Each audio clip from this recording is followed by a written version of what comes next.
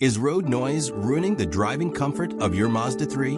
Many Mazda 3 owners notice road noise, especially at higher speeds. Road noise comes from tires, vibration, and airflow. The Mazda 3 uses lightweight materials for efficiency. Sporty handling can increase road feedback. Tires are the biggest contributor to road noise. Performance tires are usually louder. Some factory tires are noisier than others. Touring tires significantly reduce road noise. Overinflated tires create more noise. Always follow Mazda's recommended tire pressure. Unbalanced wheels cause vibration and noise. Poor alignment increases road noise. Rough roads amplify noise inside the cabin. Thin door panels allow noise inside. Sound deadening material reduces vibration. This upgrade is DIY friendly. Road noise travels through the floor. Floor insulation greatly reduces noise. Treating under seats helps too. The trunk is another noise entry point. Trunk insulation reduces rear noise. Hatchbacks usually have more road noise. Wheel wells transmit tire noise. Adding insulation here